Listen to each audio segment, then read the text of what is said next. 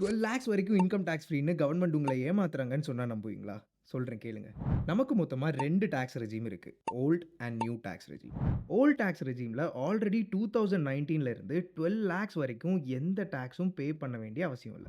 கரெக்ட்டான tax planning பண்ணீங்கன்னா, 80சி, 80டி, 24பி, house rent allowance அப்படி இப்படின்னு எல்லா டிடக்ஷன்ஸ் அண்ட் அலோவன்ஸஸ் கிளைம் பண்ணி 12 லேக்ஸ் வரைக்கும் டாக்ஸ் கட்டாம இருக்க முடியும். இது கவர்ன்மென்ட்டுக்கும் நல்லா தெரியும். அதனால தான் 12 லேக்ஸ்ங்கிற நம்பர கரெக்ட்டா சூஸ் பண்ணியிருக்காங்க. கவர்ன்மென்ட் இப்ப கொண்டு வந்த 12 lakhs tax free system new tax ரெஜிமுக்கு மட்டும் தான்.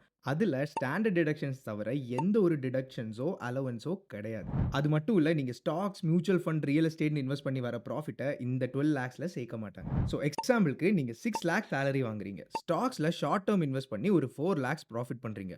உங்க டோட்டல் இன்கம் 10 லேக்ஸ் தான். ஆனா நீங்க 80,000 டாக்ஸ் கட்டணும். அப்ப சிம்பிளா சொன்னா கடந்த 5 வருஷமா இருந்த அதே பழைய சோற பெயிண்ட் அடிச்சு பாயாசம்னு நம்ம கையில குடுத்துருக்காங்க. இத்தனைக்கும் ஓல்ட் டாக்ஸ் ரெஜிம்ல நீங்க டாக்ஸ் கட்டாம இருக்கிறதுக்காக நீங்க இன்வெஸ்ட் பண்ணணும், ஹவுஸ் லோன் எடுக்கணும், ஹெல்த் இன்சூரன்ஸ் எடுக்கணும். அப்படி எல்லாமே இன்டைரக்ட்டா நம்ம நல்லதுக்காக இருந்துச்சு. ஆனா நியூ டாக்ஸ் ரெஜிம்ல நம்மள செலவு பண்ண வைக்கிறது தான் பிளானே. இன்டைரக்ட்டா இது யாரோட நல்லதுக்குன்னு உங்களுக்கே புரிஞ்சிருக்கும். டாக்ஸ் சேவ் பண்ண இன்னும் நெறைய ட்ரிக்ஸ் இருக்கு. அதெல்லாம் என்னன்னு வர வீடியோஸ்ல சொல்றேன். ஃபாலோ பண்ணிக்கோங்க.